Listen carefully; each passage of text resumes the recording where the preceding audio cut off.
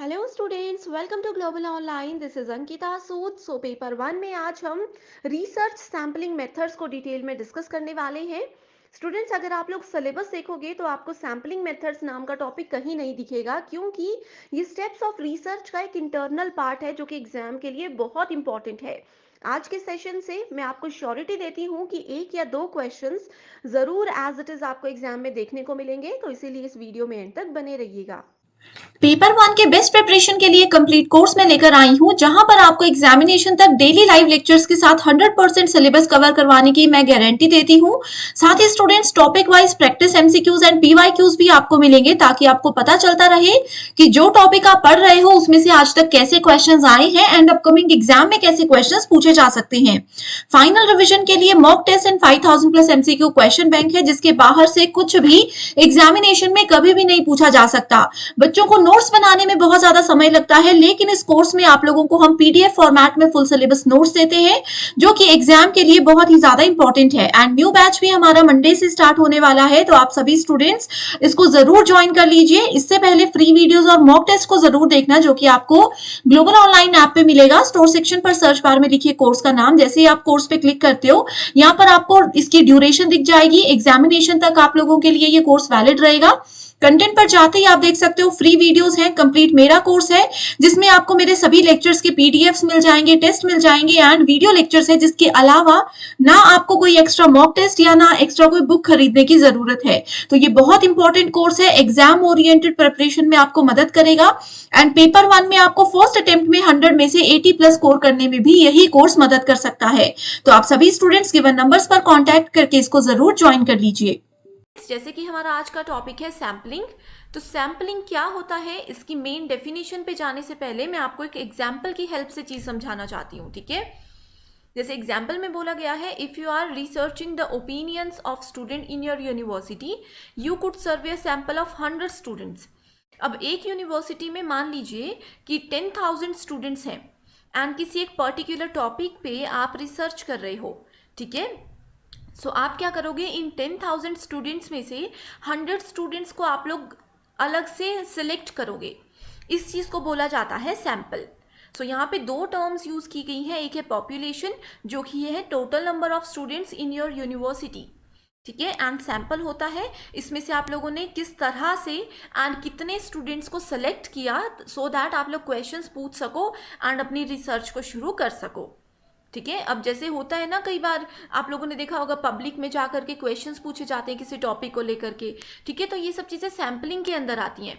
अगर मान लीजिए कि मुझे किसी सोशल वर्क से रिलेटेड मैं रिसर्च कर रही हूँ, तो मैं ये पॉपुलेशन में से सैम्पल कैसे कलेक्ट करूँगी, मैं ऐसे लोगों को सेलेक्ट करूँगी जो कि ऑलरेडी सोशल वर्क करते हैं, ठीक है। या फिर मैं कुछ ऐसे लोगों को सिलेक्ट करूंगी, जैसे मैंने 100 लोग सेलेक्ट कर लिए जो कि सोशल वर्क करते हैं एंड उनके हम जानना चाहेंगे कि क्या व्यूज़ हैं इस बारे में। एंड इसके अलावा मैं 100 लोग ऐसे भी सिलेक्ट कर सकती हूँ जो कि कभी भी जिन्होंने सोशल वर्क नहीं किया है, तो हम उनका रीज़न, उनका पॉइंट ऑफ व्यू भी जानना चाहते हैं। तो ये होता है टोटल पॉपुलेशन में से हम लोग कुछ लोगों को सिलेक्ट करते हैं। किस बेसिस पे करते हैं, क्या हमारा एम होता है इन लोगों को सिलेक्ट करने का, that is called sampling. So officially sampling की यहाँ पे मैंने 4 डेफिनेशंस लिखी हैं, जो कि एग्जामिनेशन पॉइंट ऑफ व्यू से बहुत इंपॉर्टेंट है। So sampling means selecting the group that you will actually collect data from in your research, ठीक है। कुछ ऐसे ग्रुप को सेलेक्ट करना जिनसे कि इंक्वायरी करके हम लोग अपने रिसर्च के बारे में एक्चुअल डेटा कलेक्ट कर सकें, ठीक है। अब जैसे मैंने सोशल वर्क का एग्जाम्पल दिया, अगर मुझे उसके बारे में कुछ जानना है, ठीक है, जैसे मान लीजिए कि हमने कोविड-19 अभी अभी फेस किया है, ठीक है। सो उससे रिलेटेड अगर मैं कोई रिसर्च कर रही हूँ, तो मैं किन लोगों को कलेक्ट करूँगी, किन लोगों को एज अ सैम्पल सेलेक्ट करूँगी, मैं उन लोगों को सिलेक्ट करूँगी जिनको कोरोना एक्चुअल में हुआ था, सो दैट हम उनसे उनकी फीलिंग्स जान सकें, देख सकें कि उन्होंने क्या क्या चीज़ें फेस की हैं। तो इस चीज़ को बोला जाता है सैम्पलिंग। तो सैंपल के रूप में हम लोगों को किस बेसिस पे सेलेक्ट करते हैं, that is very important. And इसके बहुत ज़्यादा टाइप्स होते हैं जो कि एग्जामिनेशन पॉइंट ऑफ व्यू से बहुत इंपॉर्टेंट होते हैं, ठीक है। सो सेकेंड स्टेटमेंट बोलती है कि generally sampling allows researchers to obtain enough data to answer the research question without having a query, having to query the entire population, saving time and money, ठीक है। सो यहाँ पे पूरी पॉपुलेशन, जैसे यहाँ पे 10,000 स्टूडेंट्स थे, ठीक है, तो 10,000 लोगों को अगर हम पूछते तो बहुत ज़्यादा टाइम लगता, एंड आधे से ज़्यादा इसमें ऐसे होते जो कि जिनको शायद उस टॉपिक के बारे में पता ही नहीं था, ठीक है। अब जैसे मुझे सोशियोलॉजी वाले स्टूडेंट्स को अगर मैं पूछूंगी तो वही इस चीज़ के बारे में बता सकेंगे, ठीक है। जो पर्टिकुलर फील्ड से रिलेटेड कैंडिडेट्स होते हैं उनको हम सेलेक्ट करते हैं as a sample. Next definition बोलती है कि sampling is a process that is used in statistical analysis in which a predetermined number of observations are taken from a large population, ठीक है। तो ये स्टैटिस्टिकल एनालिसिस होता है जहाँ से बहुत बड़े ग्रुप से हम कुछ नंबर ऑफ पीपल को सेलेक्ट करते हैं as a sample. Next definition में बोला गया है the methodology use to sample from a large population depends on the type of analysis being performed but it may include simple random sampling and systematic sampling. तो यहाँ पे simple random and systematic sampling की बात की गई है। ये दोनों ही टाइप्स होते हैं सैम्पलिंग के, ठीक है, जो कि बहुत इंपॉर्टेंट है। सो एग्जाम में एक क्वेश्चन जो है इस वीडियो से ज़रूर पूछा जाएगा जो कि सैम्पलिंग का बेसिक इंट्रोडक्शन, उसके टाइप्स एंड एग्जाम्पल्स हैं, एंड एक क्वेश्चन पूछा जाता है टाइप्स ऑफ सैम्पलिंग से। सो इन चीज़ों को एग्जाम्पल्स के साथ एंड शॉर्ट ट्रिक्स के साथ मैं आप लोगों को बताऊंगी, ठीक है। सो एग्जाम्पल आई होप आप लोगों को यहाँ पे क्लियर हो चुका है। पेपर 1 में आप सबको हेल्प करने के लिए एक फ्री टेलीग्राम ग्रुप में लेकर आई हूँ जिसमें आप सब भी अपने सारे डाउट्स मेरे साथ शेयर कर सकते हैं। इसके अलावा पेपर 1 की इंपॉर्टेंट कॉन्सेप्ट्स, पीवाईक्यूज की पीडीएफ्स भी मैं रेगुलर बेसिस पे आपके साथ यहाँ पर डिस्कस करती रहूंगी। Ankita Sood paper 1 net set preparation नाम से आपको टेलीग्राम पर ये चैनल सर्च करना है एंड जल्दी से इसको ज्वाइन कर लेना है अपनी बेस्ट प्रिपरेशन के लिए। सो अब बात करते हैं कि सैम्पलिंग अगर हम करना चाहते हैं तो उसका क्या प्रोसेस है। अब जैसे हमने आपको बताया था कि रिसर्च क्या है, रिसर्च एक स्ट्रक्चर्ड प्रोसेस है, एक सिस्टमैटिक प्रोसेस है, यानी कि जो भी चीज़ें करनी है एक सिस्टमैटिक वे में हम करेंगे, ठीक है। तो यहाँ पे क्या होता है, सैम्पलिंग के लिए भी हम लोग एक प्रोसेस को, एक प्री डिफाइंड स्ट्रक्चर को फॉलो करते हैं, जिसमें सबसे पहले हम देखते हैं क्लियरली डिफाइंड टारगेट पॉपुलेशन। तो ये सैम्पलिंग का पहला स्टेज होता है जिसमें हमें क्लियरली डिफाइन करना होता है अपने टारगेट पॉपुलेशन को। Population is commonly related to the number of people living in a particular country, ठीक है। अब जो भी हमारा रिसर्च का टॉपिक है, इस चीज़ को अच्छे से सुन लीजिएगा, एग्जाम में पूछा जाता है कि जो भी हमारा रिसर्च का टॉपिक है उसी टॉपिक से रिलेटेड हमारी पॉपुलेशन होती है, उसी पॉपुलेशन में भी हम लोग जो है सैम्पल्स को कलेक्ट करते हैं। क्योंकि अब पॉपुलेशन में मान लीजिए 10,000 लोग हैं लेकिन हम 10,000 लोगों से कोई क्वेश्चन नहीं पूछ सकते अलग अलग जा करके, ठीक है। तो इसीलिए हम लोग सैम्पल लेते हैं 100 लोगों को, 50 लोगों को, अपनी रिक्वायरमेंट के अकॉर्डिंग, ठीक है। तो ये होता है कि अपना जो टारगेट पॉपुलेशन है वो हमें क्लियरली पता होना चाहिए। नेक्स्ट है select sampling frame. A sampling frame is a list of the actual cases from which sample will be drawn. And इसमें क्या होता है, sampling frame must be representative of the population. तो sampling frame में आएगा, जैसे 10,000 में से हमने 100 को select किया, इसको बोलेंगे हम लोग sampling frame। तो आई होप ये भी कॉन्सेप्ट आप लोग समझ चुके हो, बिल्कुल बेसिक चीज़ें हैं, ठीक है। नेक्स्ट आता है चूज सैम्पलिंग टेक्निक्स। तो कौन सी टेक्निक हम लोग यहाँ पे यूज़ करने वाले हैं ये डिपेंड करता है एक तो हमारे टॉपिक पे, दूसरा अब जैसे मैं आप लोगों को सैम्पलिंग के टाइप्स बताऊंगी उस पे भी ये चीज़ें डिपेंड करती हैं। So prior to examining the various types of sampling method, it is worth noting what is meant by sampling along with reasons why researchers are likely to select a sample. And इसके अलावा हम ये भी बोल सकते हैं कि sampling can be use to make influence about a population और to make generalization in relation to existing theory. So next आता है हमारे पास डिटरमाइन सैम्पल साइज। अगेन जो हमने सैम्पलिंग फ्रेम सेलेक्ट की थी उसी की तरह सैम्पलिंग साइज भी होता है, ठीक है। सो जैसे कि हम लोग, अब मैंने यही बताया कि 10,000 लोग हैं, 10,000 लोगों से इंक्वायरी करना, उनके व्यूज़ जानना एक तो डिफ़िकल्ट है, टाइम कंज्यूमिंग प्रोसेस है। दूसरा क्या होता है, अगर 10,000 लोग हैं हमारे पास तो जितने लोगों से हम लोग रिव्यूज़ लेंगे, जितने लोगों से उनके व्यूज़ जानने की कोशिश करेंगे, उतने ज़्यादा हम कंफ्यूज होते जाएंगे। ऐसा होता है ना, कई बार हम किसी चीज़ में फंस जाते हैं, हम जितने ज़्यादा लोगों से उस चीज़ को डिस्कस करेंगे उतने ज़्यादा पॉइंट ऑफ व्यू लोग अपने बताएंगे हमें, ठीक है, क्योंकि सबका अपना अपना पॉइंट ऑफ व्यू होता है।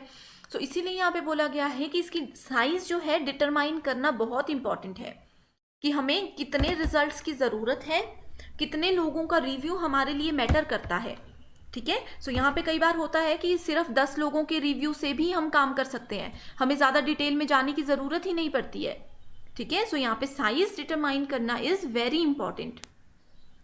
नेक्स्ट आता है हमारे पास कलेक्ट डेटा। सो डेटा को कलेक्ट करने का क्या मतलब होता है?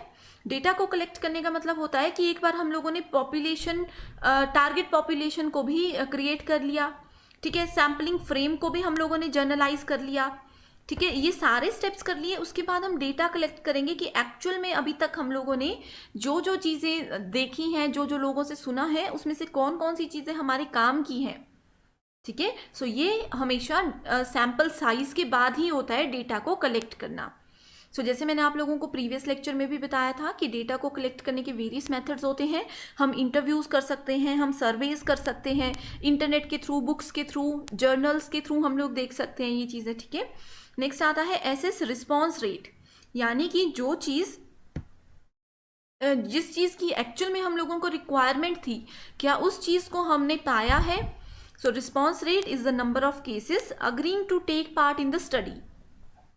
अब जैसे मान लीजिए 10,000 में से मैंने 100 लोगों को सोचकर चली थी कि मैं 100 लोगों से जो है सैंपल कलेक्ट करूंगी, लेकिन यहाँ पे एक्सेस रिस्पॉन्स रेट आता है कि 100 में से आखिर कितने लोग माने हैं sample as a sample work करने के लिए। So these cases are taken from original sample and in reality most researchers never achieve 100% response rate. So अगर आप लोग 100 टारगेट लेकर चलते हो तो ज़रूरी नहीं है कि 100 के 100 लोग आप लोगों से बात करने में, अपने व्यूज़ बताने के लिए रेडी हों, ठीक है। तो ये पूरा प्रोसेस है जो कि बहुत इंपॉर्टेंट है। नेक्स्ट बात करते हैं characteristics of a good sample. So आप लोग अगर सिंपल सा क्वेश्चन है, अगर देखें हम लोग तो एक अच्छा सैंपल कब माना जाता है किसी चीज़ को, ठीक है। अच्छा सैंपल तब माना जाता है अगर वो गोल ओरिएंटेड हो, यानी कि पूरे सैंपल कलेक्ट करते हुए हमें पता होना चाहिए कि हम सैंपल्स क्यों कलेक्ट कर रहे हैं, अपना गोल हम कभी भी मिस ना करें। It means the object should be oriented, goal oriented to the research objective and fitted to the survey conditions. So survey करने की क्या conditions होती हैं, जैसे कि ये condition होती है कि हम किसी person को force नहीं कर सकते कि वो अपने reviews बताएं। हम एक बार पूछेंगे, अगर वो एग्री है तो ही हम उनसे क्वेश्चन पूछेंगे, अदरवाइज हम उनको फोर्स नहीं करेंगे कि हमें अपना टारगेट पूरा करना है तो प्लीज़ आप यहाँ पे आंसर दीजिए। इस तरह की चीज़ें नहीं होती हैं, ठीक है। नेक्स्ट आता है यहाँ पे हमारे पास proportional. So a sample should be proportional, इसका मतलब है it should be large enough to represent the universe properly. The sample size should be sufficiently large to provide statistical stability and reliability. तो यहाँ पे जितने ज़्यादा लोगों का रिव्यूज़ हम लेंगे, हम कंफ्यूज तो हो सकते हैं, लेकिन उस चीज़ की अगर स्टेटिस्टिकल व्यू हमें बताना होगा तो उसके लिए ज़्यादा लोगों के रिव्यूज़ की ही ज़रूरत होती है। The sample size should be give accuracy required for the purpose of particular study. Next आता है random selection. A sample should be selected at random and this means that any item in the group has a full और equal chance of being selected and included in the sample. तो कई बार sample में ऐसा होता है कि 100 लोगों में से हमें 10 सेलेक्ट करने हैं, तो रैंडमली हम सेलेक्ट कर सकते हैं। तो 100 के 100 लोगों को 100% इनकी जो है चांस है कि इनका सिलेक्शन हो सकता है। ये प्रोबेबिलिटी सैम्पलिंग की कैटेगरी में आता है, ठीक है। So this makes the selection sample truly representative in character. So next बात करते हैं इकोनॉमिकल, ठीक है। इकोनॉमिकल सैम्पल यहाँ पे मैंने लिखा नहीं है, इसका कैरेक्टरिस्टिक्स में ये आता है कि sample should B economical and the objective of survey should be achieved with minimum cost and effort. तो इकोनॉमिकल यानी कि ज़्यादा पैसा भी हमें सर्वे में खर्च नहीं करना है, ठीक है। प्रैक्टिकल का मतलब है कि जो भी सैम्पल हम कलेक्ट करते हैं वो प्रैक्टिकल होना चाहिए, क्वेश्चन अंडरस्टैंडेबल होना चाहिए पब्लिक के पॉइंट ऑफ व्यू से। ऐसा नहीं है कि पब्लिक हमारा क्वेश्चन ही नहीं समझ पा रही है, ठीक है। Actual information provider, a sample should be designed so as to provide actual information required for the study and also provide an adequate basis for the measurement of its own reliability. तो ये सभी characteristics हैं of a good sample. Next बात करते हैं sampling जो है उसके 2 टाइप्स होते हैं। वैसे तो बहुत टाइप्स होते हैं, लेकिन मेजरली 2 टाइप्स होते हैं एंड इन्हीं टाइप्स को आगे जो है डिवाइड किया जाता है डिफरेंट सेक्शंस में, ठीक है। सो पहला टाइप है प्रोबेबिलिटी सैम्पलिंग एंड दूसरा है non probability sampling.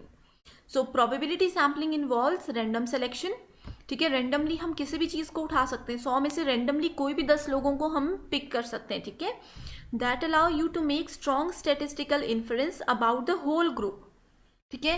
And non probability sampling involves non random selection based on convenience और other criteria allowing you to easily collect the data. So जैसे कि प्रोबेबिलिटी, नॉन प्रोबेबिलिटी का example मैंने आपको बताया था कि अगर हम लोग सोसाइटी से रिलेटेड, सोशल वर्क से रिलेटेड कोई सर्वे कर रहे हैं, तो यहाँ पे हम किन लोगों को सेलेक्ट करेंगे जो कि एक्चुअल में सोशल वर्क करते हैं, जिनको इस चीज़ का एक्सपीरियंस है। एंड प्रोबेबिलिटी सैम्पलिंग में हम लोग रैंडमली लोगों को उठाएंगे एंड उनसे पूछेंगे कि क्या आप सोशल वर्क करते हो, और इस तरह से वहाँ पे चीज़ें काम करती हैं, ठीक है। सो यहाँ पे हमारे पास प्रोबेबिलिटी एंड नॉन प्रोबेबिलिटी को फर्दर डिवाइड किया जाता है। फॉर एग्जाम्पल प्रोबेबिलिटी के 4 टाइप्स होते हैं, simple random sampling, systematic sampling, stratified sampling and cluster sampling, ठीक है। एंड उसके बाद आता है हमारे पास नॉन प्रोबेबिलिटी सैम्पलिंग, इसके भी फर्दर 4 टाइप्स होते हैं, convenience sampling, purposive sampling, snowball sampling and quota sampling. So ये 8 टाइप्स है सैम्पलिंग के, जो कि बहुत इंपॉर्टेंट है।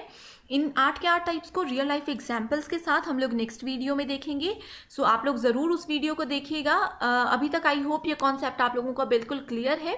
सो अगर ये कॉन्सेप्ट क्लियर है तभी आप लोग टाइप्स ऑफ सैम्पलिंग को अच्छे से समझ पाओगे। सो आज के लिए सिर्फ इतना ही। Thank you so much for watching this video and I wish you all the very best.